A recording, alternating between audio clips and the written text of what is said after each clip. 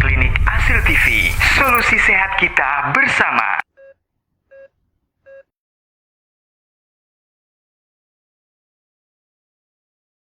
Warahmatullahi wabarakatuh. Apa kabar antum semuanya? Kaifa halukum? Alhamdulillah alladzi bi ni'matihi tatimmus shalihat. Hamdan katsiran thayyiban mubarakan fi kama yuhibbu rabbuna wa yarda. Asyhadu an la ilaha illallah wahdahu la syarikalah wa asyhadu anna Muhammadan abduhu wa rasuluhu sallallahu alaihi wasallam la nabiyya ba'da wa ala alihi wa ashabihi radhiyallahu anhum jami'an wa man tabi'ahum bi ihsan ila yaumil saah. Pemirsa Asil TV dimanapun Anda berada, alhamdulillah semoga Allah Subhanahu wa taala masih senantiasa memberikan kita kesehatan, nikmat yang tidak boleh kita sia-siakan. Kita harus pelajari juga dan kita harus jaga tentunya. Dan kaum muslimin muslimah, kembali lagi bersama kami Klinik Asil TV, solusi sehat kita bersama Ana Abu Auni dan rekan co-host Ana Bang Ray Abu Syafiq. Assalamualaikum Bang Ray. Waalaikumsalam warahmatullahi Apa kabar antum di sehat kayaknya. Siang hari ini? Ana sehat kayaknya. Ana pikir pagi karena kita lagi training. Tapi masih besok. Oh, masih besok. Jadi besok ya. Tapi nggak apa-apa, kita prepare hari ini ya. Iya. Kita harus tahu ilmunya di mana. Nanti akan bincang juga sama dokter atau narasumber kita yang ada di hari ini. Pastinya sudah kita undang. Betul sekali. Baik, pemirsa Asil TV dimanapun antum berada, jazakumullah khair, Anda sudah bergabung ya.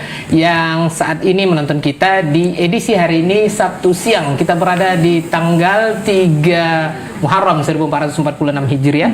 Bertepatan sudah 1447 Hijriah, Masya Allah ya. Ini karena kostum antum kelupaan ya. Atau bertepatan Sabtu siang tanggal 28 Juni 2025. Betul sekali. Iya. Dan biasanya program kita ini hadir kan setiap hari Sabtu ya. Setiap hari di jam Sabtu. 13 waktu Indonesia Barat ya, lebih-lebih dikit lah ya. Iya. Yang pastinya ini bisa disaksikan juga para pemirsa Asil TV nanti di Asil App sepertinya. Asil App. Dan kasihan sekali yang belum download, harus download dulu. Nah, kalau belum download, nontonnya di mana gitu? Bang Ray. Ya. Selain di Asil Apps di mana aja? Bisa di laman medsos kita juga, bisa di laman Facebook, di Instagram, di YouTube tentunya. Selain di laman Facebook, medsos juga pemirsa silakan ditonton kita di satelit ya, di beberapa satelit. Dan kaum muslimah pemirsa Asil TV dimanapun berada, Klinik Asil TV solusi sehat kita bersama menghadirkan narasumber yang sudah kita undang, spesialis KO.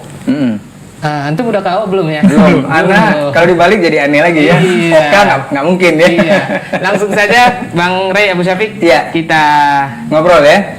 Kita sambut dulu dengan salam. Masya Allah. Assalamualaikum Dr. Septia Mandala Putra, spesialis SPKO. kedokteran olahraga. Waalaikumsalam. Assalamualaikum dok. Waalaikumsalam warahmatullahi Sehat dok ya. Sehat, alhamdulillah. Masya Allah. Ini Dokter Septia Mandala Putra. Betul. SMP dok. Iya, siapa kan pulang gitu. Tapi sekarang udah lulus kayaknya. Iya baik. Udah SMP lagi. SMP lagi. Baik, Bang Ray dan panggilannya siapa dok? Septi aja. Dokter Septi. Dokter Septi aja. Dokter Septi. Oke. Iya. Bang Ray, sebelum ke antum mana mau tanya nih. Dokter, Ya. antum kan spesialis kedokteran olahraga. Betul. Nah, kita pengen tahu nih, keseharian antum nih di mana nih, rumah sakit? Atau mungkin ini kan kita sebenarnya ini SPKO ini kan antum pasti baru dengar kan? Iya, baru dengar juga. Cerita juga dong, ini SPKO-nya apa? Terus kita pengen tahu dulu deh kesehariannya ya, kenapa dokter ini bisa ngambil ini gitu loh. Atau domisilinya di mana gitu dong. Atau tugas sehari-harinya di mana. Baik. Gimana dok? Baik, assalamualaikum warahmatullahi wabarakatuh. Sama saya Dr. Septia Mandala Putra, SPKO. Saya saat ini berpraktek di Rumah Sakit Awal Bros Sudirman dan Panam, Pekanbaru. Ya. Kemudian lulus tahun 2022 kemarin di UI. Dan memang tadi menarik ya kalau bisa kita bilang, mungkin beberapa spesialisasi dari dokter-dokter ini udah lumrah ya, penyakit dalam, SPPD, obgyn, bedah gitu-gitu. Tapi begitu menyangkut KO orang bingung, ini SP apa gitu. Benar-benar KO gitu. Enggak, ternyata enggak. Jadi memang dalam satu cabang olahraga itu ada namanya spesialis kedokteran olahraga. Jadi kami biasanya berkutat di dua hal. Jadi yang pertama, hal-hal yang menyangkut dengan aktivitas fisik ataupun latihan. Jadi ada orang-orang yang tidak aktif kita akan berikan seperti dosis ataupun jenis latihan apa yang paling cocok untuk individu tersebut. Kemudian kita juga menangani masalah kedua, kalau orangnya terlalu aktif atau orangnya terlalu bergerak berlebih, yang cedera ini akibat olahraga berlebih ini kita juga tangani. Jadi dua hal itu yang paling sering kita tangani di dalam praktek sehari-hari. Itu kesehariannya dokter terkait jurusannya juga. Tapi sebelum lebih dalam nih, untuk tema kita hari ini tips olahraga tanpa cedera nih dok ya. Makanya kita pakaiin gini ya dok. Kita bakal simak dulu ada nih yang bakal kita saksikan. Baik. Apa nih? Kita silahkan dulu untuk para pemirsa menyimak yang berikut ini. Baik, silakan.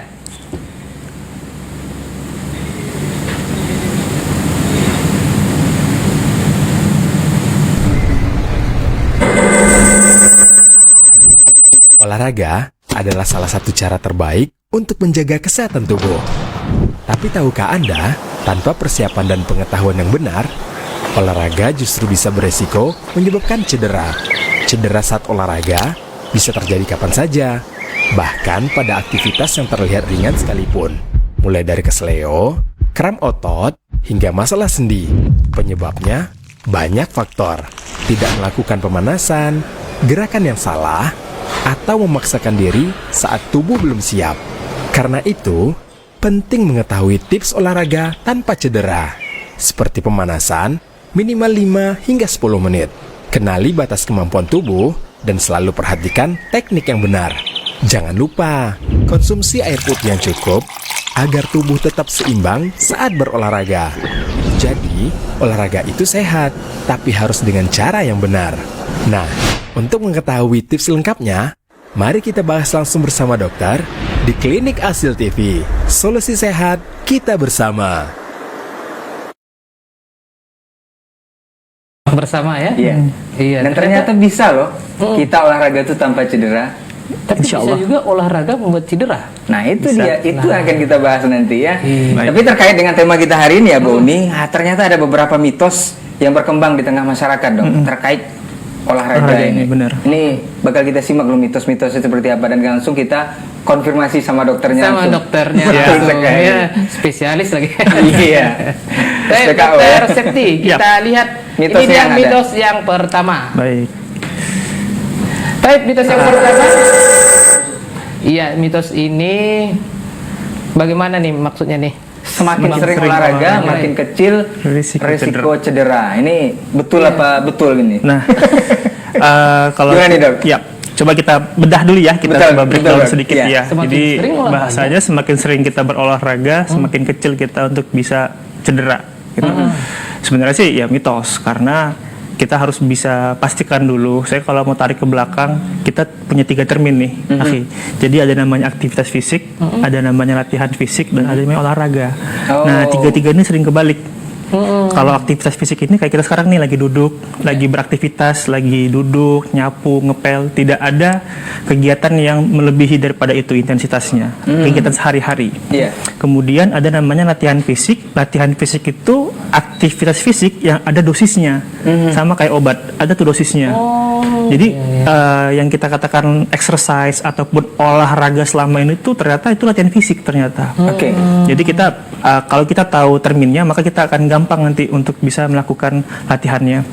Kemudian latihan ini kalau misalnya dipakai ke dalam orang-orang yang profesional, itu yang dikatakan olahraga. Jadi kita akan bahas bagaimana sih sebenarnya latihan ini semakin sering kita lakukan dan meminimalisir dari cedera itu.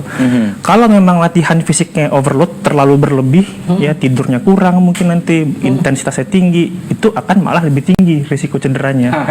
Nah, jadi sebenarnya kita nggak bisa pastikan bahwa kalau orang makin sering akan semakin kecil ya untuk cedera. Mungkin karena konotasinya kalau semakin sering itu katanya semakin expert ya. Semakin adaptasi badannya, Betul. ya kan. Tapi yang tetap aja ada risikonya dok. betul, tetap ada risiko-risiko kalau dia memaksakan, kalau dia tiba-tiba yang awalnya tidak pernah berolahraga ataupun tidak melakukan latihan fisik, tiba-tiba langsung ikut temennya. Sekarang kan banyak tuh lagi FOMO nih, orang yang nggak pernah lari mungkin dia CFD ikutan dan dia ngikut kemampuan temannya.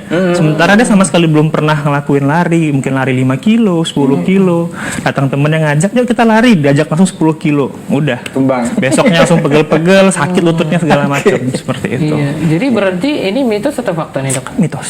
Mitos ternyata. Jadi walaupun antum sudah sering, tetap aja resiko cedera. Tetap Baik, ada. Masya Oke. Allah. Baik, Mitos selanjutnya kita langsung- gimana nih? Yang kedua Ana dulu nih. Ya, oke, Mitos yang silahkan. kedua. Baik, semua jenis olahraga dokter cocok untuk Semua. maksudnya semua orang nih semua usia ya. Betul. Iya, ini gimana nih? Betul Nah, apa betul? Betul apa enggak gitu? Ini juga sebenarnya mitos karena lagi-lagi contoh kita ada namanya latihan kardio sama Iya. ada latihan beban. Paling sering Latihan itu kardio dan beban. latihan jantung yang seperti lari, jogging, sepedaan, berenang itu kan latihan untuk melatih kapasitas jantung dan paru-paru kita. Iya. Kalau kita latihannya beban, kita angkat-angkat beban tuh kayak di gym, ngangkat barbel segala macam. Nah, ini yang sebenarnya mau kita pastikan dulu dosisnya. Jadi nggak semua orang akan sama dapat dosisnya. Mungkin saya, antum juga beda nih dosisnya. Iya, betul, Saya betul. mungkin bebannya karena sudah rutin bisa agak berat. Mungkin kalau antum awal-awal mungkin pakai berat badan sendiri dulu. Oke. Jadi lagi-lagi hampir boleh kita pastikan bahwa olahraga ini juga punya dosis ternyata. Tidak sama. Iya. Jadi antara individu A dengan individu B itu beda dosisnya. Tak bisa kita pukul rata semua karena nanti kalau dosis yang tidak sesuai dipakai ke orang sama kayak obat bisa overdosis atau mungkin efeknya tidak optimal karena memang dia tidak menyesuaikan dengan kemampuan dari tubuh saat dia melakukan Tapi kan latihan. bisa bisa dipelajari atau bisa dicocokkan untuk semua orang gimana nih? Dok? Bisa, tapi nanti dia harus beradaptasi dulu. Oh. Jadi awal-awal kita sama kayak obat, misalnya kita kasih obat misalnya dosisnya sekian. Kalau memang tidak mempan kita naikkan lagi. Sama juga dengan orang-orang. Kita kasih dosis yang ringan dulu. Kalau udah terbiasa orangnya melakukan itu baru kita tingkatkan lagi sampai menuju apa target di olahraga, apa target di latihan. Mau bugar kah, mau ikut kejuaraan kah, mungkin mau ikut kompetisi seperti itu. Iya. Tapi tetap harus disesuaikan dengan orangnya juga Betul. ya. Oke. Oke, Kesimpulannya betul. jangan angkat yang tidak sesuai dengan dosis Anda. Yes. Jadi Baik. tidak cocok berarti ya, itu mitos ya. Oke. Iya, baik. Mitos selanjutnya kita tengok. Baik, silakan yang ketiga nih. Ini semakin berat beban atau intensitas latihan hasilnya lebih cepat terlihat. Nah, ini kalau katanya seperti dokter tadi bilang tuh. Iya. Baru-baru lari terus 5 kilo, ini akan semakin ini. Laki Itu cepat betul dia. enggak? Kalau jadi gini, dalam suatu latihan itu selain dosis kita akan ada namanya kalau bahasa form latihan itu bentuk latihan. Contoh misalnya dengan dia berlari, Iya. bener nggak gaya larinya? Atau jangan-jangan gaya larinya salah, kakinya nyeret. Jadi dia nggak ngangkat. Ada beberapa teknik yang perlu diajari dulu. Jadi makanya sebenarnya kita Semua ada ilmunya. betul. ternyata. Kalau misalnya kita bilang semakin beban latihannya tinggi, apakah hasilnya akan cepat terlihat? Kita lagi-lagi apa targetnya? Apa yang mau dilihat hasilnya ini? Menurunkan berat badan atau ada target-target tertentu? Jadi itu akan sangat-sangat disesuaikan. Bahasa kita itu tailor made. Jadi setiap orang itu sangat berbeda dan tergantung tujuannya apa. Iya, iya. Jadi kalau tujuannya cuma berat badannya turun, angka timbangannya turun, kita nggak usah kasih yang berat-berat. Kita mau kasih yang ringan tapi dia konsisten melakukannya. Oh gitu. Gitu. Tapi kalau emang dia ada kejuaraan, oke kita bisa agak push sedikit bebannya. Kita kasih bebannya tinggi, repetisinya tinggi, seperti itu. Jadi lagi-lagi kembali sangat-sangat tailor made untuk setiap orang. Oh iya, beda. Ternyata yang ketiga juga adalah mitos. Benar. Beda. Oke, baik. Selanjutnya. Pemirsa, kita akan lanjutkan mitos yang keempat. Nah, ini dokter, kalau belum sakit, kalau belum Berarti? sakit berarti olahraga Aman-aman, saya aman-aman aja. aman-aman saja. Ya. Oh, berarti harus sakit dulu dok. Nah, ini dia Gimana lagi. gitu? Ada, saya jawab dulu ya, berarti ini mitos sebenarnya. Jadi dalam latihan fisik itu ada namanya DOMS atau panjangannya Delay Onset Muscle Soreness atau bahasa Indonesianya pegel-pegel pasca olahraga. Jadi mungkin antum pernah kalau misalnya habis latihan, lari, angkat beban, agak pegel badan tuh, Betul. agak nggak nyaman badan tuh. Kalau betis, Dok? Iya sama. Apalagi baru nyoba gitu ya. Iya baru nyoba, mau dia di betis, mau dia di paha depan, mau dimanapun olahraga yang dipakai. Kalau push up atau di dada, di lengan, agak nggak nyaman. Ada DOMS selama dia akan hilang dalam 2 hari. Tapi kalau misalnya berlanjut 3 hari, 4 hari, 5 hari, Tetap berarti itu sakit. cedera. Oh cedera. Apakah bebannya terlalu berat atau cara latihan yang salah? Jadi harusnya latihan ini tidak menimbulkan nyeri, tidak menimbulkan sakit. Oke. Kalau sampai sakit dan memang hanya 2 hari pegel-pegel, jadi kita harus lagi-lagi kembali ke terminologi. Ada namanya pegel, ada namanya nyeri. Ini kadang-kadang sering kecampur. Iya betul betul. Nah, kadang habis latihan pegel, ya normal-normal aja. Selama dalam 2 hari kita enakan, bisa istirahat lagi, aman. Tapi kalau 3 hari mulai kok sakitnya makin nambah, Berarti cedera tuh. berarti cedera. Ada yang salah berarti latihannya. Iya. Jadi nggak semuanya bukan cedera ya dok ya? nggak semuanya nggak cedera. Ada tapi ada batas waktunya. Dalam 2 hari dia aman, insya Allah kita bisa lanjut lagi ke latihan. Itu karena mungkin baru nyoba. Gitu Baru ya, nyoba, ya. badannya adaptasi, belum pernah kita melakukan hal-hal ini sebelumnya.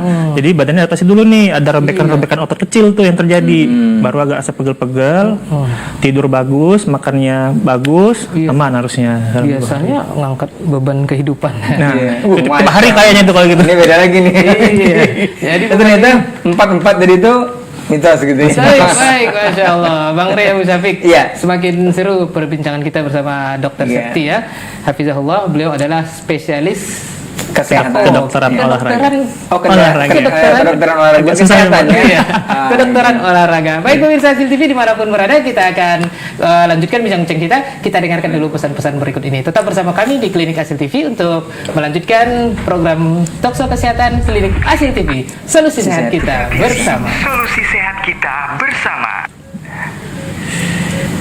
Selalu waspadai kondisi kaki Anda, terutama pada Anda yang mengalami penyakit diabetes mellitus ataupun penyakit gula, dan juga menjaga kebersihan kaki Anda. Pilihlah sepatu ataupun alas kaki yang nyaman dan empuk dan selalu membersihkan setiap selesai aktivitas ataupun sebelum tidur. Ya, apabila sudah terjadi luka, langsung segera perhatikan dan waspadai perkembangannya. Perhatikan bagaimana apakah meluas ataupun semakin dalam ataupun terbentuk nanah ataupun jaringan mati. Segera periksakan kondisi kaki Anda ke dokter bedah ataupun dokter bedah vaskular untuk memastikan penanganan yang tepat dan juga untuk tindak lanjut apakah perlu penanganan pembersihan luka ataupun penanganan operasi ataupun untuk memeriksakan aliran darah yang terjadi pada kaki saudara agar tidak berkembang menjadi suatu penyakit yang lebih buruk lagi ataupun membuat penyakit menjadi semakin berkembang. Ma'asyiral muslimin, ma'asyiral muslimat, ikhwani wa akhawati fid din. Mari kita bersyukur kepada Allah tabaraka wa taala, Rabbul Izzati wal Jalalah, yang telah mengumpulkan kita di salah satu tempat terbaik di permukaan bumi, yaitu masjid. Rasul kita tercinta sallallahu alaihi wasallam bersabda, belahan bumi adalah masjid-masjidnya. Kaplingan tanah di permukaan bumi terbaik adalah kaplingan tanah yang di atasnya dibangun masjid. إنما يعمر مساجد الله من آمن بالله واليوم الآخر وأقام الصلاة وآتى الزكاة ولم يخش إلا الله فعسى أولئك أن يكونوا من المهتدين.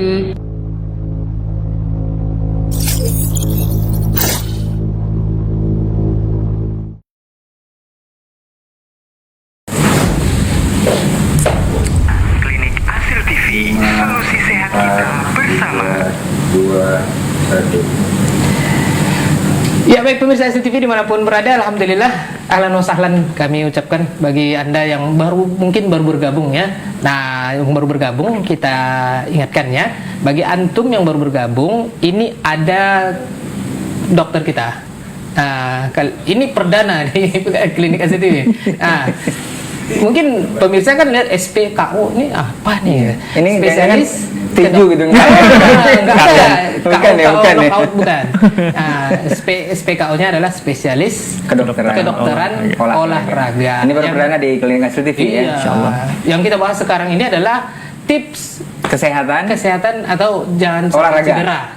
Nah, Kemana bisa olahraga itu tidak cedera. Ini nanti akan kita bahas bersama Dokter Septi ya.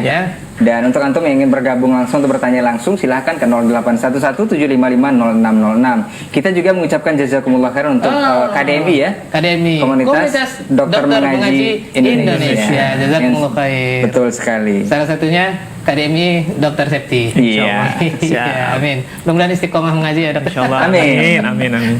Baik, Bu Oni, kita masuk ke pembahasan kita. Ini tips olahraga tanpa cedera. Ini Berarti yang tadi kita belum masuk ya? belum. Masih mitos. Masih mitos. Ini bakal masuk lebih dalam lagi. Ya. Kalau masuk di luar aja nggak enak kita ya. Kita masuk lebih dalam. Ini betul nggak sih kita olahraga itu bisa nggak cedera, Dok? Betul. Apa memang itu bisa diusahakan atau ini hanya sekedar mitos? Betul, mitos lagi jangan-jangan ya kan. Oke. Baik, Ini silakan. mungkin lebih awalnya dulu dari mana? Dok? Iya, Baik, silakan, Dokter terima Septi. kasih. Jadi kalau kita berbicara, saya lebih suka menggunakan termin latihan fisik mungkin kali ya ke depannya. Karena kalau olahraga itu, yang saya bilang tadi itu hanya untuk profesional jatuhnya dia. Jadi emang sports kan, kalau kita exercise, latihan fisik. Kita latihan aja. Iya, Dok, kita ya? latihan fisik saja. Jadi kalau latihan fisik ini apakah bisa 100% 100% itu tidak cedera? Ya lagi-lagi itu bisa jadi mitos. Apalagi untuk pemula nih, Dok. Apalagi untuk pemula. Jadi yang paling penting yang selalu saya tekankan saat teman-teman mau melakukan suatu latihan fisik itu adalah tanya dirinya sendiri dulu. Tujuannya mau latihan fisik ini apa? Mau menjaga badan kah? Atau mungkin ada target tertentu ya tadi menurunkan berat badan, turunkan kadar gula darah, kolesterol segala macam itu kan ada tujuannya dulu ke sana. Karena lagi-lagi kalau tidak ada tujuan, biasanya motivasinya nanti naik turun. Oke. Bisa nanti cuman kayak weekend aja atau ikut-ikutan aja sebulan sekali, 2 bulan sekali, kapan ada FOMO, ada orang rame-rame dia ikut. Oke. Akhirnya kemampuan dia kan nggak akan bertahap menaik, nggak akan meningkat aslinya. Jadi kalau memang pertama kali selain dari tanya diri sendiri dulu tujuannya mau apa, kemudian lihat kira-kira latihan apa yang paling nyaman untuk kita lakukan. Itu dulu. Jangan lagi-lagi jangan FOMO, jangan ikut-ikutan orang. Kalau misalnya kita let's say ada pasien dengan berat badan yang berlebih, ya paling sering seperti itu kan. Ada pasien yang obesitas kalau kita bilang, terus tiba-tiba ingin turunkan berat badan, lihat dulu. Jangan langsung ikut lari, jangan ikut langsung angkat-angkat beban berat. Mungkin dengan cara dia jalan santai. Setiap pagi mungkin habis sholat subuh dia coba jalan santai 15 menit, 20 menit, dia jaga makanannya, kurangin porsi makannya. Sesekali dia mungkin ada lakukan peregangan, itu sebenarnya secara penelitian bagus, bisa tuh turun berat badannya. Daripada dia harus besok saya mau beli sepatu, beli baju, daftar member gym, targetnya nggak jelas, atau yang mau dia buat itu nggak jelas, dia hanya ikut orang aja, dia buka YouTube sana sini pusing akhirnya. Jadi yang paling mudah adalah yang kedua tadi, selain pilih olahraganya, nih mampu laksana nggak, konsisten nggak, itu dulu.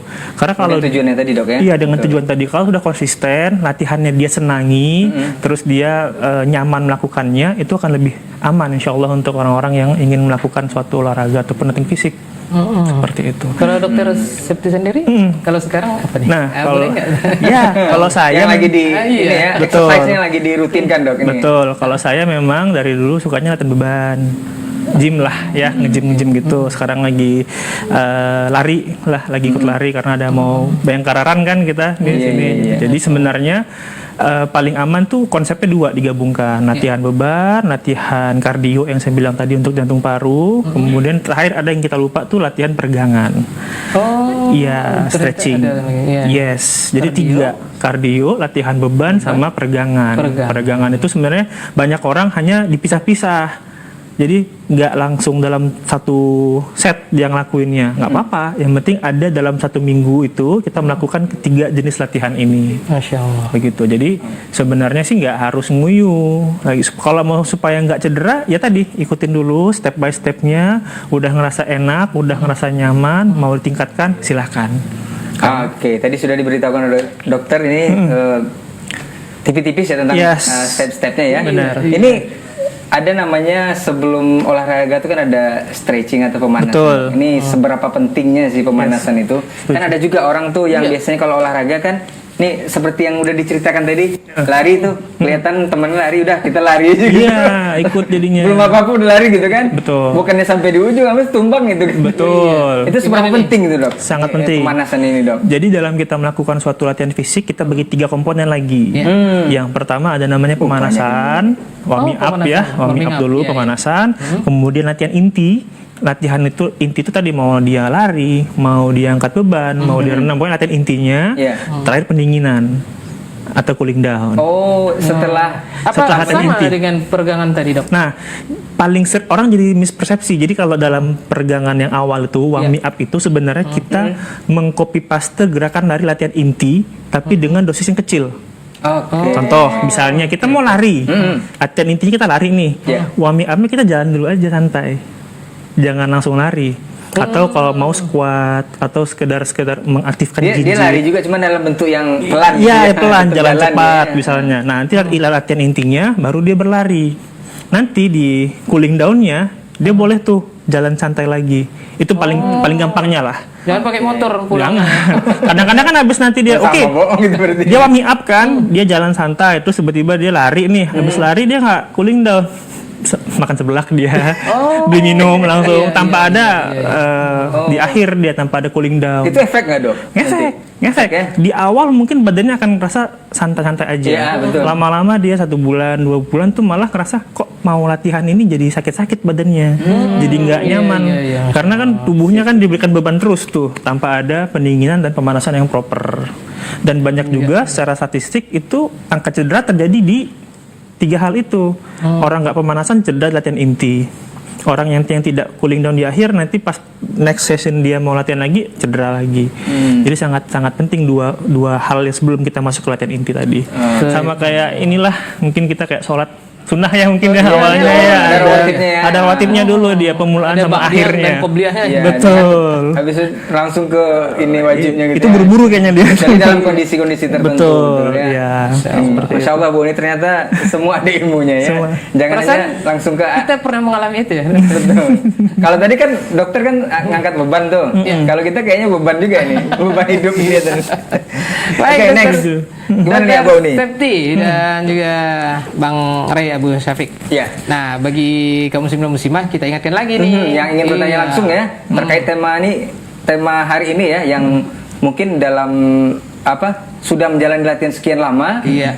Ingin bertanya langsung sama dokter silakan ke 0811 755 0606. Iya. Atau pemirsa yang nonton kita di Asil App juga. Boleh juga bertanya dengan cara Lewat kolom komentar ya, chat di kolom komentar kita Iya. di laman Facebook atau di Instagram kita atau di YouTube kita ya, bisa kita bacakan langsung nanti ya. Iya. Next. Langsung dibacakan dan insya Allah akan Langsung ditanggapi Insya Allah, langsung dijawab. Dokter Septi ya. Siap. Next, Baik. lanjutnya Abu Auni, tadi kalau kita udah tahu seperti pemanasan itu penting dalam sebuah olahraga ataupun exercise atau latihan yang kita kerjakan. Benar. Ini ada lagi Dok, misalnya kalau cedera itu dikatakan cedera itu seperti apa Dok? Apakah seperti yang sudah dijelaskan di awal mungkin ya? Misalnya kalau baru coba lari gitu kan, atau pegel-pegel gitu, Betul. itu apakah cedera juga atau memang sudah 1 minggu tetap pegel-pegel? Ya. Apakah itu cedera? Itu belum dijelaskan Nah itu dia. mendalam sama Iya, Dokter Septi ya. benar. Silakan Dokter. Kita coba bedah sedikit lagi. Nih. Jadi kalau misalnya memang kita katakan cedera, berarti ada suatu jaringan yang rusak. Ya, apakah nanti ototnya, apakah nanti urat-uratnya atau ligamen atau tendonnya, dan itu memang dia bertahan nyerinya. Memang paling gampangnya mendeteksi suatu cedera itu nyeri. Makanya lagi-lagi saya selalu mengedukasi beda ya kalau nyeri dan rasa pegel-pegel. Kalau pegel-pegel it's okay, 2 hari kamu akan recover, akan pemulihan dari situ. Tapi kalau nyeri itu sering kita pakai skala biasanya dari 1 sampai 10. 1 ringan banget, 10 tuh nyeri banget. Nah, kalau memang dia nyerinya makin lama makin naik atau nyerinya konsisten di angka 5 terus, nah, itu kita bisa kategorikan suatu cedera. Tinggal kita melihat nih organ-organ mana aja, ya kan, yang paling sering kan bisa di tulang, di urat saraf tadi saya bilang, di otot. Kalau memang sudah 2-3 hari nyerinya tidak hilang, berarti bisa dikatakan itu suatu cedera. Tinggal cederanya per definisi lagi, apakah ini karena dia berolahraga atau emang karena cedera-cedera yang lain, karena mungkin jaringannya bermasalah. Lain gimana, Dok? Jadi misalnya gini, ada kalau kita ngomongin cedera secara umum, ada emang cedera yang karena kecelakaan. Oh gitu. Beda, itu beda, bukan cedera olahraga. oke. Ya kan? Kesandung, jatuh. Iya, kesandung. Iya. Atau mungkin jangan-jangan pas lagi jalan dia keseleo. Oh, Bisa beda, kan? Nggak, iya. bukan olahraga juga kan, jalan bukan, biasa. Bukan karena dia Bukan karena dia melakukan suatu olahraga Oke. gitu. Jadi kalau kita per definisinya cedera olahraga itu emang karena dia harus ada melakukan latihan fisik. Oh, Gitu. berarti itu di luar ini ya. Di luar dia. Jadi cedera biasalah sebenarnya kalau itu. Jadi, kalau intensitasnya naik, berarti bisa jadi dia menyebabkan cedera karena saat dia mungkin let's say dia melakukan intensitas bisa jalan cepat ya, tiba-tiba karena terlalu semangat, karena ada target yang dikejar, harus kejar jam segala macam, pace-nya berapa, dia tambah tuh jadi lari, sementara dia berat badan berlebih, sementara dia punya lututnya bermasalah, sementara ankle-nya juga bermasalah. Tadi ada satu mitos yang seperti itu. Kalau belum sakit berarti olahraganya masih aman. Iya, justru kalau sakit itu warning. Kalau sakit itu berarti ada sesuatu yang terjadi di tubuh kita. Tinggal kita, kan sebenarnya nyeri itu pemberian ya dari Allah bahwa ini badannya alarm nih. Jangan dilanjutkan. Kebanyakan kan kalau mungkin pernah istilah no pain no gain. Nggak sakit nggak terbentuk tuh. Itu sebenarnya mitos jauh banget itu nggak boleh banget. Tapi itu terkenal kali dok. Terkenal banget itu di kalangan teman-teman yang angkat beban tuh kalau nggak sakit nggak teriak-teriak tuh nggak akan ada pertumbuhan ototnya. Sementara kita bukan itu yang mau kita cari gitu. Olahraga atau latihan fisik ini harusnya menyenangkan. Itu sih yang harus utama, karena jangan jadi beban. Kalau udah jadi beban ya tadi nggak konsisten, besok mau lari lagi 5 kilo, besok mau angkat beban lagi berapa kilo, nggak fun menjadi akhirnya. Itu dia yang dibilang dokter nih, olahraga itu harus menyenangkan. Ini seperti apa dok? Biasa kan bayangan kita olahraga nih capek dok. Bener. Terus ada nih resiko cedera. Betul, kan, walaupun kita tetap harus mengikuti step-stepnya. Betul. Seperti apa yang bisa membuat kita nih comfort, nyaman dengan olahraga yang kita lakukan atau latihan lah yang kita lakukan ya, karena kita bukan profesional juga gitu kan. Jadi kalau boleh mengutip sedikit, ada suatu seorang asatidz kita pernah bilang kalau kita mau mengerjakan sesuatu kita harus tahu manfaatnya dulu. Ya kan, kalau misalnya kita mau sholat misalnya, kita tahu tuh manfaat sholat itu seperti apa atau perintahnya seperti apa. Jadi lagi-lagi saya bilang kalau kita mau melakukan suatu latihan, kita harus tahu dulu kita mau ngapain sebenarnya. Mau jaga badan kah yang dititipkan sama Allah nih badan kita untuk bilang di awal tadi. Di awal. Jadi kalau misalnya kita lagi-lagi tidak ada tujuan, tidak ada program, ya akhirnya tadi nggak senang kita, akhirnya ogah-ogahan aja. Atau karena FOMO aja ikut-ikutan aja, akhirnya FOMO-nya hilang nih. Sekarang nih contoh kayak padel nih, mini soccer kan lagi banyak ya di Pekanbaru. Ikut-ikutan aja beli outfit segala macam, tapi nggak tahu nih, mungkin nggak tahu kalau ikut padel manfaatnya apa ya. Atau kalau ikut mini soccer misalnya main sepak bola apa ya manfaatnya ya, atau cuma sekedar fun-fun aja. Itu yang nanti akhirnya tidak senang akhirnya ngelakuin latihannya, jadi terpaksa. Akhirnya kalau udah cedera udah berhenti. Ternyata dikambing hitamkan. Ternyata padel tuh bikin cedera. Padahal dia nggak tahu nih base-nya ini. Kalau misalnya main padel tuh harus ada basicnya. Mungkin harus latihan kardio dulu, latihan lari dulu yang benar. Ada stepnya juga. Ada step-stepnya. Akhirnya jadi mengkambing hitamkan. Ini olahraganya nggak bagus, bikin cedera. Olahraga ini nggak bagus, bisa bikin berbahaya ke tubuh. Padahal dia tidak mengetahui manfaat dari latihan yang dilakukan. Masya Allah. Itu. Kayaknya ada pertanyaan, antum bacakan atau gimana? Atau kita break? Ya, kita break dulu Bang Ray Abu Syafiq dan juga Dr. Septi Mandala Putra atau Dr. SMP. Tapi belum izin. Dr. Septi aja. Dr. Septi dan Bang Ray Abu Syafiq dan pemirsa Asil TV, kita akan lanjutkan tips olahraga tanpa cedera setelah pesan-pesan berikut ini. Tetap bersama kami di konsultasi kesehatan atau talkshow kesehatan Klinik Asil TV. Solusi sehat kita bersama.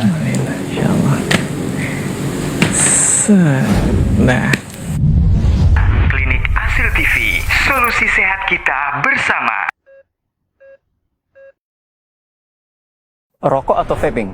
Jadi rokok dan vape atau rokok elektronik sama-sama berbahaya, sama-sama membuat peradangan dalam organ tubuh, sama-sama menimbulkan efek candu, sama-sama menghasilkan karsinogenik atau zat untuk memicu sel kanker. Kemudian vape atau rokok elektronik apakah menjadi solusi bagi perokok untuk berhenti merokok? Jawabannya adalah iya, dengan syarat bagi mereka-mereka yang perokok berat, yang sudah berkali-kali gagal dalam berhenti merokok, dan dalam pengawasan, arahan, dan monitoring dari layanan berhenti merokok. Sehingga vape atau rokok elektronik harus sesuai dengan indikasi medis, karena sejatinya tujuan rokok elektronik ini adalah sebagai modalitas untuk mengurangi efek berbahaya pada rokok atau modalitas harm reduction. Demikian, terima kasih.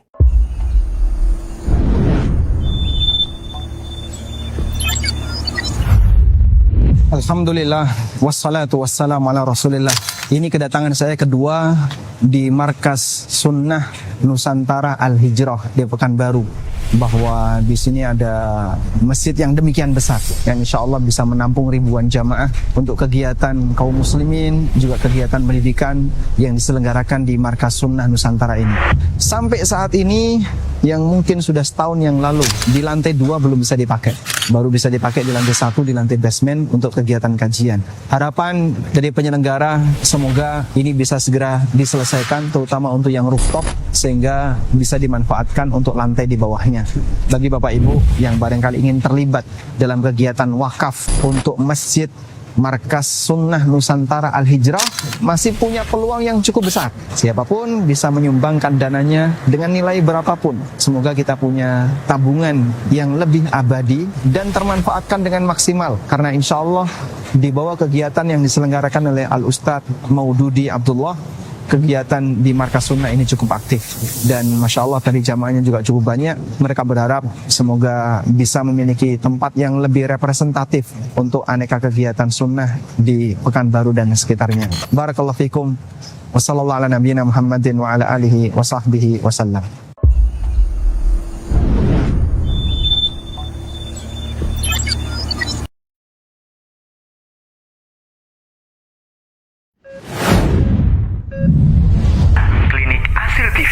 Solusi sehat kita bersama.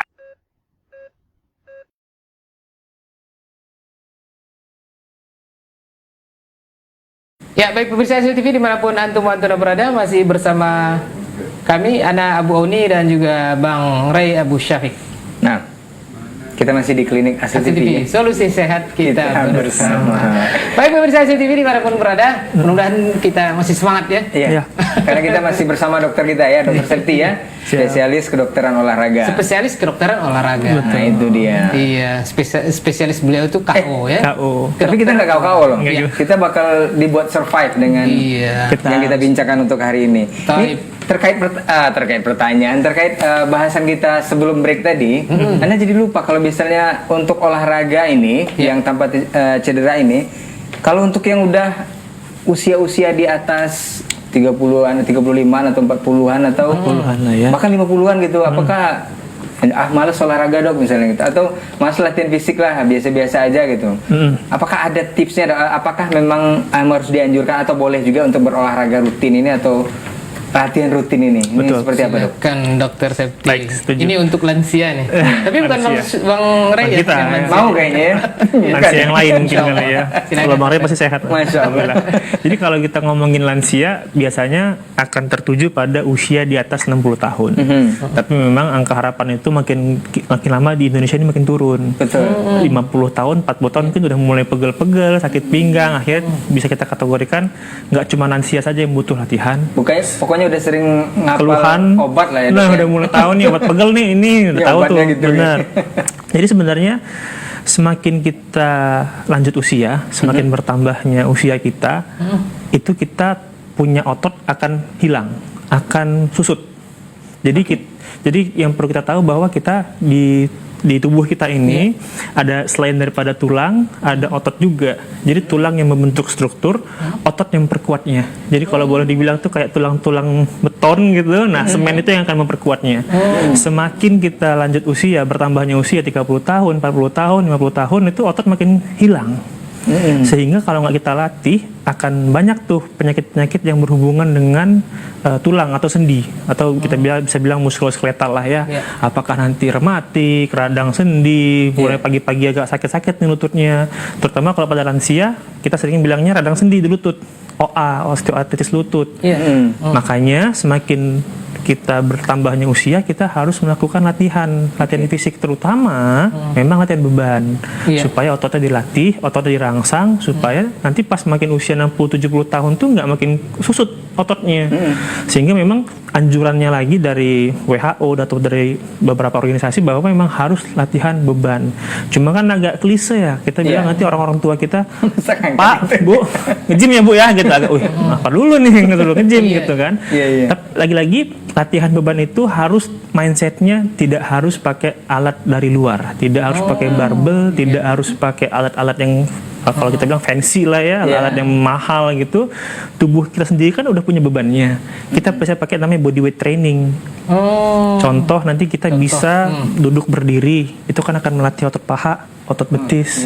Kita jinjit aja itu melatih otot betis kita. Ya kan, mungkin kita kalau sering dengar push up, apakah push up-nya kadang-kadang saya nggak bisa push up dok di bawah, nggak apa-apa, pakai wall push up di dinding kita push up nanti untuk ngelatih otot dadanya. Jadi sebenarnya ya kita udah diberikan alat itu sama Allah dan sudah bisa digunakan secara mudah. Jangan dibuat susah. Kadang kita sering buatnya susah kan. Saya nggak punya waktu, saya nggak punya mungkin dana untuk bisa ikut apa segala macam, ikut member segala macam. Enggak, udah di rumah aja cukup 15 menit, 30 menit. Kalau misalnya kita mungkin suka outdoor, mungkin ya jalan santai pagi, udara pagi juga lebih sehat, sore kita jalan santai. Jadi sebenarnya itu mudah. Masya Allah. Berarti kesimpulannya tetap boleh dok ya? Tetap boleh, tapi kita akan sesuaikan nanti dosisnya. Seperti itu. Nanti konsultasi lebih jelasnya nanti ke dokter ya.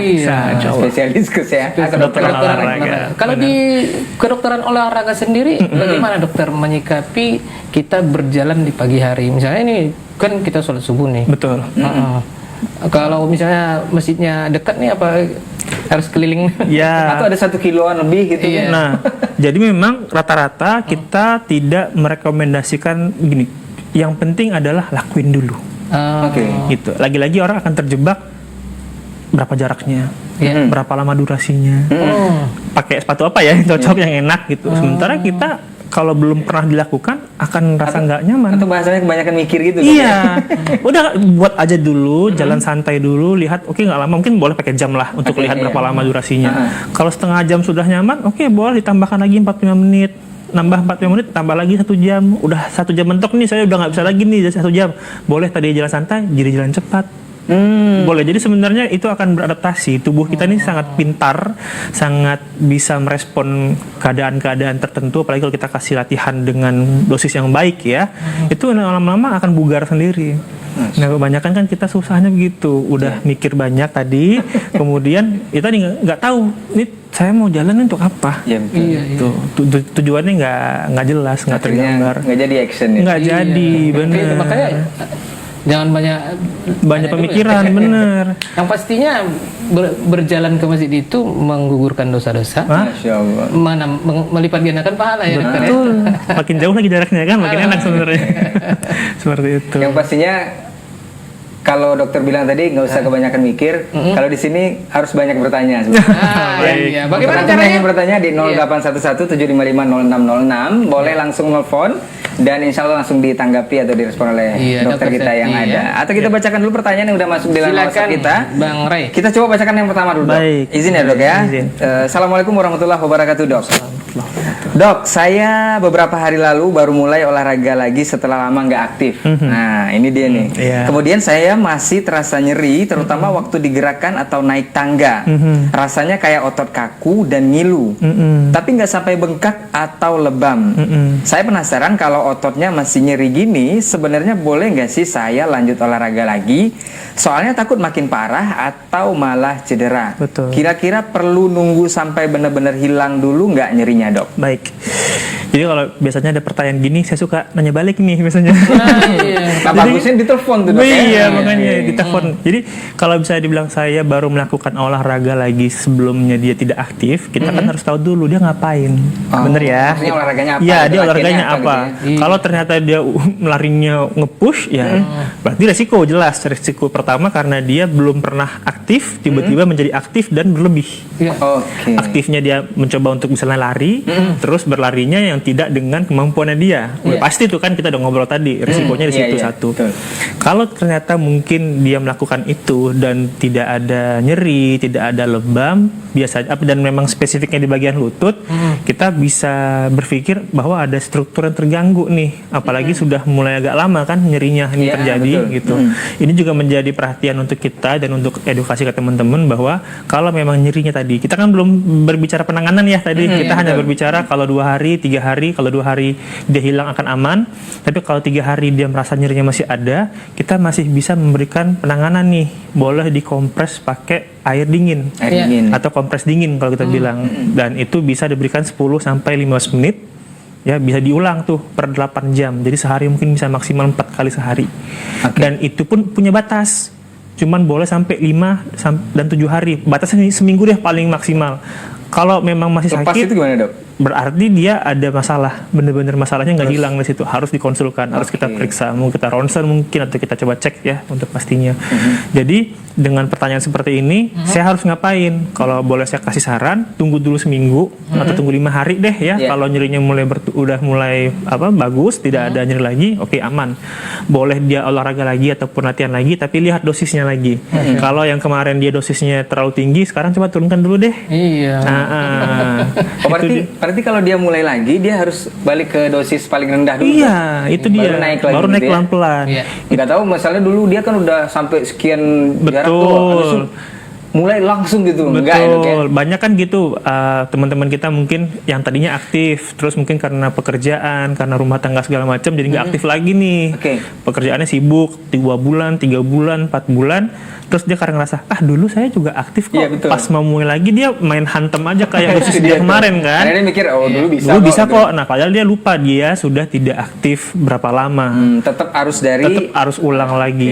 Jadi tubuh kita ini juga sama, pinter. Kalau dia tidak dilatih selama 2-3 minggu, ada namanya kondisi penurunan kondisi tubuh. Jadi dia ada namanya, kita nggak sama lagi kayak 2 minggu 3 minggu yang lalu.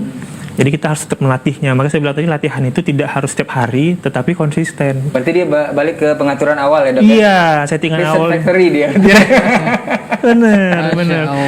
Ngerti itu ya, dokter ya? Ya, semoga bisa menjawab pertanyaan dari pemirsa kita yang menonton untuk hari ini ya.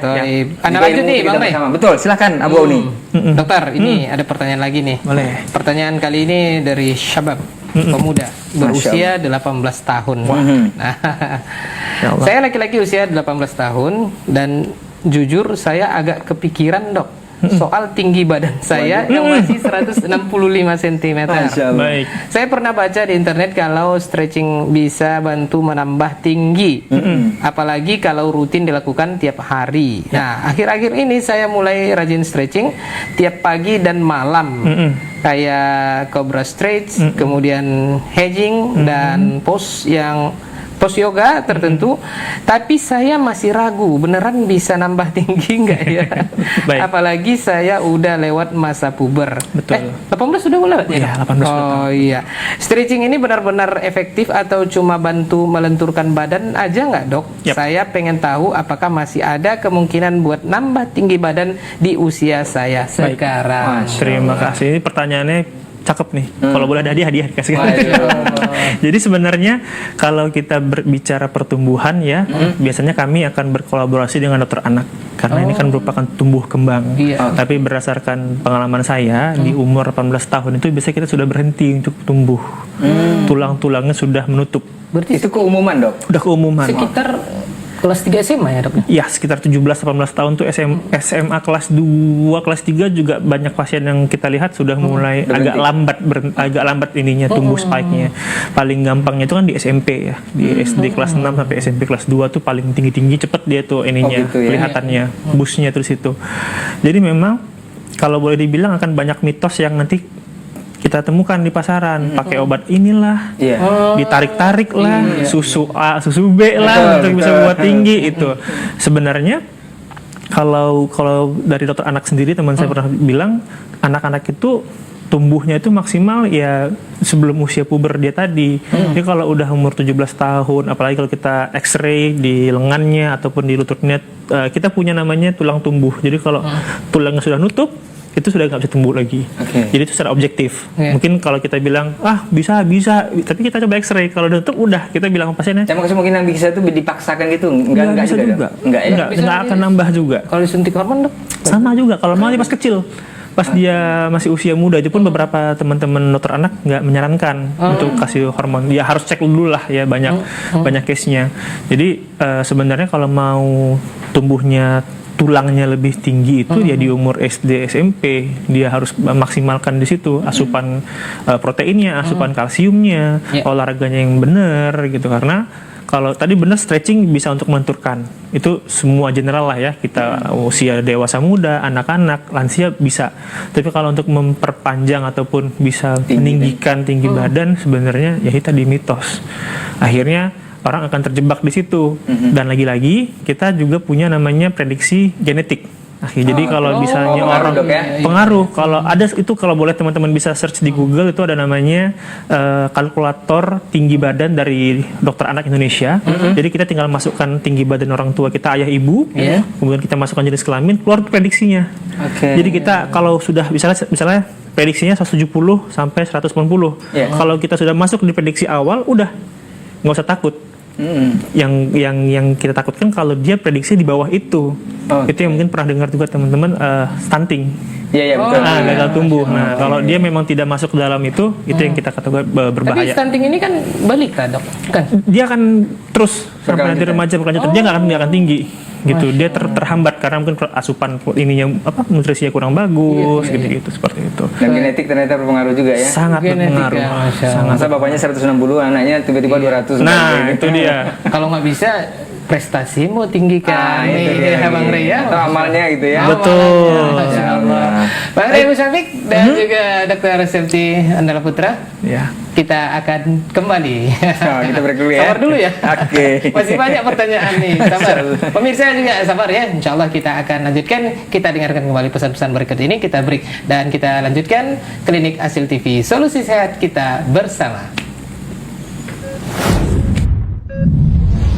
Klinik Asil TV, solusi sehat kita bersama. Bismillahirrahmanirrahim. Alhamdulillah. Salatu wassalamu ala Rasulillah wa ala alihi wa sahbihi wa man wala. Tidak ada yang bisa kita ucapkan saat ini kecuali memuji Allah SWT yang telah menampakkan dakwah tauhid dan juga dakwah sunnah di daerah ini di Riau. Termasuk diantaranya adalah apa yang dilakukan, proyek yang insya Allah akan dilaksanakan oleh saudara-saudara kita di sini, pembangunan Markaz Sunnah Nusantara. Masjid sekaligus menjadi pusat pembelajaran bagi para santri dan juga santriwati. Tentunya ini adalah kesempatan bagi kita semuanya untuk bisa memiliki peran dalam meninggikan kalimat Allah, dalam menegakkan sunnah di bumi Allah SWT. Kesempatan yang sangat bagus menginfakkan sebagian dari harta kita dengan ikhlas karena Allah SWT. Dan tentunya orang yang pertama kali akan mengambil manfaat dari harta yang dia infakkan di jalan Allah SWT adalah dirinya sendiri. Man amila salihan fali nafsi. Barang siapa yang mengamalkan sebuah amal soleh, maka itu adalah untuk dirinya sendiri. Proyek ini membutuhkan uang yang tidak sedikit. Dan Allah SWT dialah Al-Ghani. Dialah Allah SWT yang maha kaya. Lillahi ma fis samawati wa ma fil ardh. Apa yang ada di langit, apa yang ada di bumi adalah milik Allah, dan kekayaan yang dimiliki oleh semua orang yang kaya adalah milik Allah. Bukan sesuatu yang sulit bagi Allah SWT untuk memberikan kepada sebagian hamba-hambanya dari kekayaannya untuk membangun sebuah proyek yang sangat bermanfaat. Maka jadilah kita termasuk mereka. Semoga Allah SWT memudahkan pembangunan proyek ini. Sallallahu ala nabiyina Muhammadin wa ala alihi wa sahbihi ajma'in.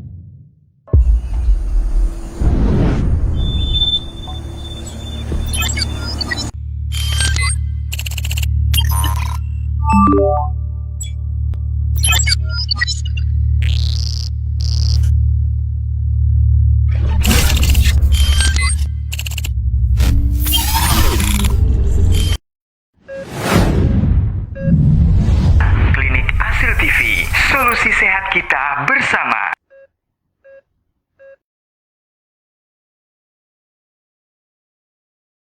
Alhamdulillah, jazakumullah khair, masih bersama kami dalam program Talkshow Kesehatan Klinik Asil TV, solusi sehat kita bersama. Tadi sebelum break kita dengarkannya pertanyaan dari Bang Rey, pertanyaan dari Ana, kita membacakan pertanyaannya dari pemirsa Asil TV. Masih bersama narasumber kita, Dr. Setia Mandala Putra, SPOK. KO. Kalau OK okupasi betul. Nanti salah ini dia. Iya, Masya Allah. Dan untuk antum yang ingin bertanya ya, Bu Uni ya, silakan langsung di 0811-755-0606 ya. Kita ingatkan kembali, lebih baik bertanya langsung karena nanti akan ada feedback dari dokter lagi ya. Soal yang ditanyakan. Fas'alu ahla dzikri in kuntum la ta'lamun. Masya Allah. Bertanyalah kepada ahlinya. Nah, kebetulan kalau kita nggak spesialis. Betul. Kalau ditanya soal olahraga malah kacau nanti. Takutnya nanti cedera pemirsa ya. Betul sekali. Baik, kita lanjutkan dengan tanya jawab. Bang Rey, nih tadi umur 18 tahun. Iya. Nah, ini ada pertanyaan di usia 50 tahun. Waduh. Nah, bagaimana nih, Bang Rey? Iya. Pertanyaannya. Assalamualaikum dokter. Olahraga apa yang cocok untuk usia 50 tahun? Nah, itu dia dong. Lagi-lagi. Seperti lansia yang kita bilang tadi, Dok. Iya, benar. Yang bagusnya apa nih, Dok? Yes, Apakah jadi harus ngangkat ini gitu? Jadi sering lagi-lagi kita sering terjebak lagi. Terjebak di apa yang cocok di kita. Iya. Bukan apa yang bisa kita lakukan. Setuju ya. Jadi akan banyak tuh pasien saya akan nanya, dok saya hipertensi apa yang paling pas untuk saya, dok saya gula darah tinggi apa yang paling pas untuk saya lansia dengan A, B, C, D apa yang paling pas untuk saya selalu lagi tanya lagi, makanya saya bilang tadi. Jadi pertanyaannya bukan itu sebenarnya, dok ya? Iya, apa yang bisa ibu atau bapak lakukan dulu. Kalau ternyata dia bilang saya akan pakai teori banget, olahraga untuk yang lansia 50 tahun adalah yang namanya non-weight bearing, yang tidak melibatkan sendi-sendi. Berarti sepeda, renang, atau mungkin olahraga di kursi. Tapi orang kan nggak semuanya mau. Saya akan bilang, sepedaan ya bu? Sepeda nggak ada. Renang ya? Oh jauh kalau renang. Saya harus ini lagi. Ya nggak ada yang bisa dilakuin sama dia. Jadi akan selalu bertanya apa dulu hobinya, apa kesukaannya, baru kita akan runut. Kalau dia sukanya misalnya senam misalnya gitu, lihat di YouTube atau segala macam, oke, senam yang seperti apa yang paling aman untuk kondisi lansia ini. Atau kalau mau bisa dia paling gampang, saya suka jalan pagi, oke, jalan paginya harus ada A, B, C ya, intensitasnya sekian, frekuensi. Jadi kita dari tadi kita ngomongin dosis kan. Sebenarnya dalam latihan di fisik itu dosis itu kita bagi 4 namanya. Ada frekuensi, ada intensitas, ada waktu, dan ada namanya tipe. Jadi frekuensinya paling gampang dia 3 kali seminggu, intensitasnya di ringan sedang, durasinya 30 sampai 60 menit, baru tipe tadi dia mau latihan kardio ataupun latihan beban ataupun dia stretching. Dia penuhi keempat-empatnya, ketemulah dosis untuk latihan yang paling aman untuk lansia ini. Jadi sebenarnya lagi-lagi tricky. Sukanya apa dulu? Kalau dia suka sepeda, oke, kita cari sepeda yang aman seperti ini. Cara duduk di sepedanya seperti ini. Saddle jangan terlalu tinggi, jangan terlalu rendah. Batang ke depannya jangan terlalu bungkuk, gitu-gitu. Jadi kan lagi-lagi sangat tailor made. Kurang lengkap pertanyaannya, harusnya tadi untuk saya yang sukanya olahraga ini ya, itu baru bisa kita pecah tuh tadi itu. Hobinya baca, dok. Nah kalau baca itu bisa, kita juga ada namanya latihan fisik yang nggak harus keluar rumah. Yang tadi saya bilang body weight exercise. Sambil baca, dok? Bisa. Jadi kalau banyak itu beberapa di ilmu juga nih. Iya. Terutama nih kan di luar negeri itu di meja kantoran mereka tuh di bawahnya ada pakai treadmill. Jadi sambil mereka kerjain terus mereka jalan. Banyak tuh kalau mungkin dicek-cek di online shop ya, itu ada treadmill yang sebenarnya punya meja, kita bisa sambil jalan, mau sambil baca, mau sambil nonton TV, mau nonton hasil TV segala macam bisa gitu sambil. Jadi tidak ada pembatasan lagi sekarang. Bahkan saya pernah ikut penelitian yang karyawan kantor kita berikan intervensi sepeda di bawah meja kerjanya. Jadi sambil dia ngetik, sambil dia bisa langsung sepeda kayu. Jadi semuanya bisa, yang penting lagi-lagi kalau seperti itu berarti ada alat kan. Kalau memang ternyata nggak mau pakai alat, ya pakai tubuh sendiri aja. Cukup lebih mudah, murah. Kita nggak perlu keluar rumah, nggak perlu ribet-ribet bayar-bayaran. Ya, seperti itu. Jadi harus lagi-lagi dispesifikkan. Saya sukanya apa, hobinya apa, kita akan adjust dari situ.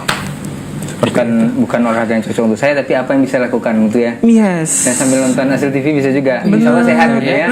Bisa. Nonton hasil TV. Oke. Iya. Baik, kita lanjutkan, Masya Allah. Pertanyaan berikutnya. Anda atau antum nih? Fadal. Anda pilih lagi nih. Nah, dokter, berat badan 85, tinggi badan 75. Sudah konsultasi ke dokter spesialis saraf. Kata saya bermasalah di berat badan. Kalau sholat susah untuk gerak ruku. Pertanyaan dari pemirsa nih, ya. Oke. Gimana tuh, Gimana Dok? nih Ya. dokter nih? Ya. Jadi Oh ini lanjutan dari tadi ya? Masya Allah. yang tadi pertanyaan tadi. Berarti dia lansia, berat badannya 85, tinggi badannya 75, katanya bermasalah di itu ya, Saat di berat dia badan mau ya. ruku ya, saat berat badan. Baik, kita bisa pecah lagi pelan-pelan. Umurnya 50 tahun. 50 tahun. tahun dia, Dok. Nah, lebih spesifik lagi nih kan. Kalau boleh nanti dilengkapin lagi pertanyaannya. Kita bisa udah lagi. Baik, biasanya pada saat gerakan ruku itu akan terjadi tarikan otot di paha belakang, Paha, ya, di betul. hamstring sama di punggung bawah. Ya kan? Lagi-lagi harus dipastikan lagi gangguannya seperti apa. Kalau memang dari dokter saraf mungkin pernah cerita atau pernah didiagnosa ada masalah di tulang belakang, kalau pernah sering low back pain ya, LBP itu yang di belakang tuh agak nggak nyaman, memang akan sangat berpengaruh ke berat badan. Semakin berat badan kita tinggi, itu beban di tubuh saat kita duduk itu akan tingginya di panggul bawah.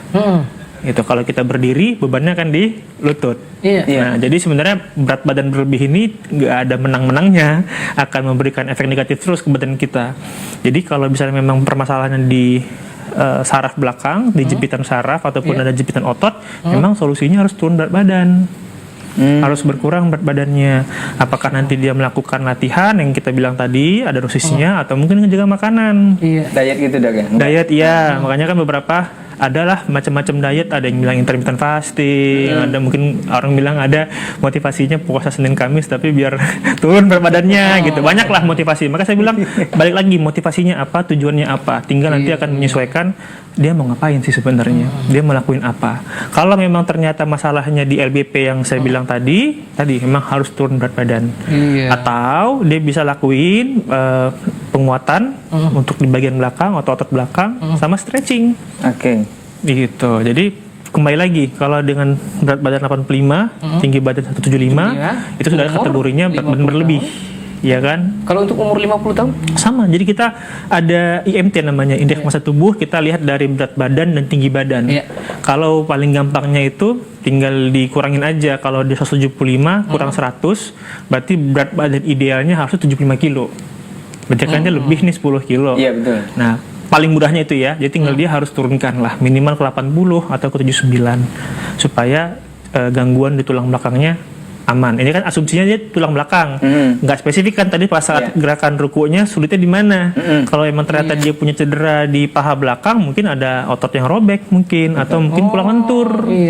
Kurang lentur. Jadi harus ada stretching untuk bisa melenturkan hamstring. Bagusnya tadi langsung telepon. Nah itu dia, makanya kita selalu ingatkan untuk pemirsa Hasil TV yang boleh langsung di 0811 755 0606. Jadi biar lebih jelas. Pertanyaannya agak ini ya rancu ya. Tapi nggak apa-apa. Tapi semoga secara umum itu sudah dapat terjawab. Silakan nih, ini ada pertanyaan dari ibu hamil.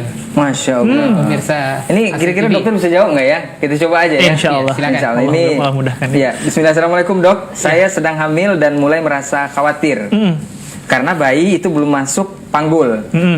Saya dengar bahwa ada beberapa gerakan senam hamil yang bisa membantu bayi agar cepat masuk panggul dan mempersiapkan diri untuk proses persalinan. Nah, apakah ada gerakan senam hamil yang aman yang bisa saya lakukan untuk membantu bayi saya bergerak ke posisi yang tepat? Betul. Saya ingin tahu dok, gerakan apa yang sebaiknya dilakukan dan apakah ada resiko jika terlalu banyak beraktivitas atau melakukan gerakan yang tidak tepat? Mohon penjelasannya. Iya, Mas. Ini juga sama, kalau ada hadiah kita kasih hadiah nih. Pertanyaannya tajam menohok nih kalau ini. Jadi kalau kita bisa bicarakan ibu hamil, memang lagi-lagi hamil kan 9 bulan ya. Kalau yang terjadi selama ini kan saat mau lahiran di umur 8 bulan, 9 bulan itu baru masuk tuh. Ibu-ibu biasanya pada ambil senam hamil, senam segala macam. Padahal yang selalu kita gaungkan adalah tetap melakukan latihan saat awal kehamilan. Di bulan pertama, bulan kedua, bulan ketiga. Nggak resiko? Ada dosisnya. Kan selalu ada dosisnya saya bilang tadi. Yang tidak orang bukan paham, sering miskonsepsi itu adalah nanti kalau ini keguguran dan segala macam. Enggak, kita sesuaikan dosisnya. Apa yang berkembang itu dok? Iya, makanya sebenarnya banyak sebenarnya mitos di dunia kita yang ternyata kaitannya sangat erat ke olahraga ini, ke latihan ini. Jadi emang ya tugasnya kita harus mengedukasi terus nih. Boleh dari bulan pertama, bulan kedua, tapi dosisnya harus disesuaikan. Nggak juga dia harus misalnya bulan pertama ketahuan begitu pas positif langsung dia lari lagi, dia maraton lagi, enggak. Ada gerakan-gerakan tertentu, mungkin ada namanya floor exercise, latihan yang bisa dilakukan dengan hanya berbaring saja. Nah, apalagi kalau sudah mau nanti dia mau pembukaan lahiran segala macam, ada memang gerakan-gerakan yang bisa merangsang otot-otot di area perut itu untuk berkontraksi supaya memudahkan jalan lahirannya. Gitu. Itu juga sebenarnya lagi dikembalikan ke orangnya, dia bisa melakukan atau tidak. Oh, jadi orang hamil ini nggak semuanya sama keadaannya. Betul. Mungkin kalau pernah melihat ada orang yang senam hamil itu dia pakai bola karet yang dia duduk di atasnya, dia goyang-goyang segala macam, itu bisa.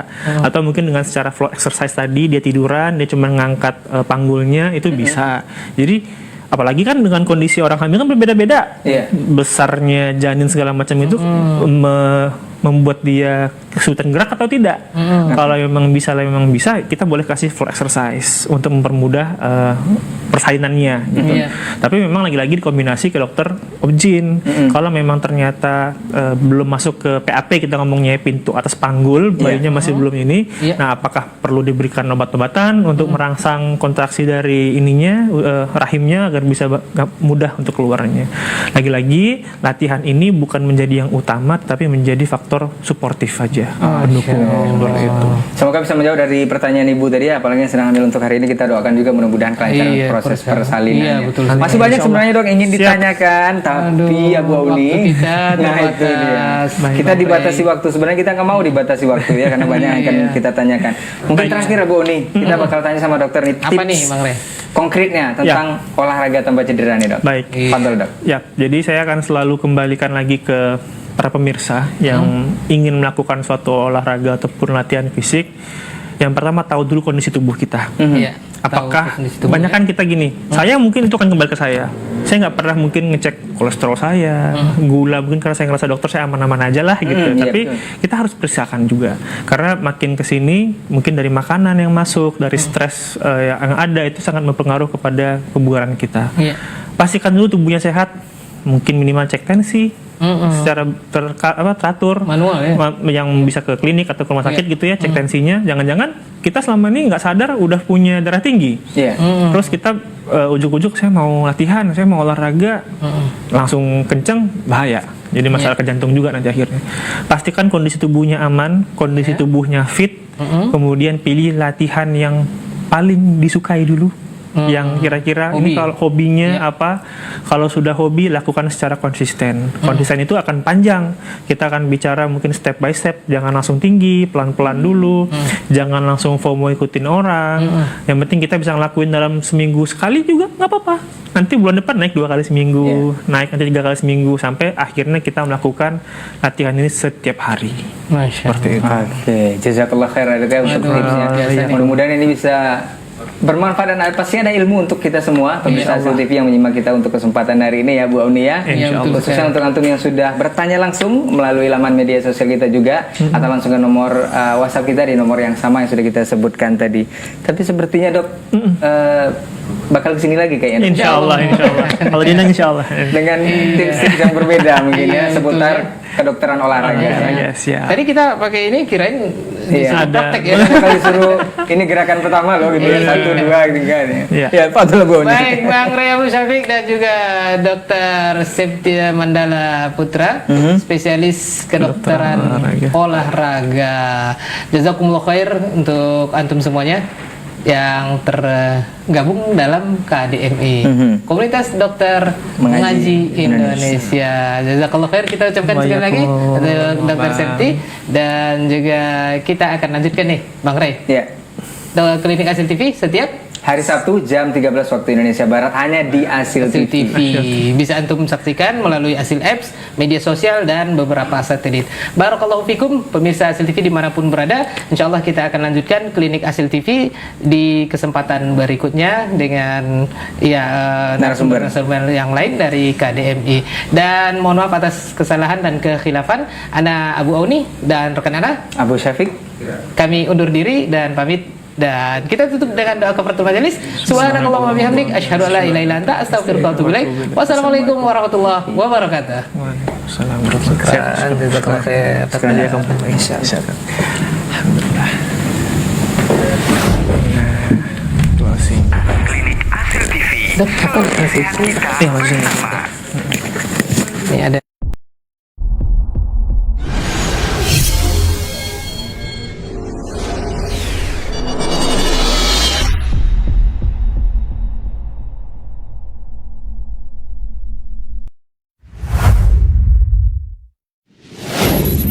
Assalamualaikum warahmatullahi wabarakatuh. Saudara-saudariku, para pemirsa Hasil TV dimanapun Anda berada, rahimani wa rahimakumullah. Semoga antum selalu berada dalam lindungan Allah Tabaraka wa Ta'ala. Dan semoga kesehatan, keberkahan, rahmat dan nikmat Allah Tabaraka wa Ta'ala selalu meliputi Anda semuanya. Ma'asyiral muslimin, ma'asyiral muslimat, dakwah merupakan sebuah tugas bersama dari umat Nabi kita tercinta Muhammad sallallahu alaihi wasallam. Allah tabaraka wa taala menyuruh kita untuk meninggikan agama Allah tabaraka wa taala dengan kemampuan yang kita miliki. Yang mampu dengan ilmunya, berdakwah dengan ilmunya. Yang mampu dengan tenaganya, berdakwah dengan tenaganya. Yang mampu menyumbangkan waktunya. Demikian juga yang mampu dengan hartanya, maka berdakwah dengan harta itu. Saudara-saudariku, para pemirsa Hasil TV dimanapun Anda berada, pada kesempatan yang berbahagia ini, saya mengajak Anda, pemirsa Hasil TV dimanapun berada, para pencinta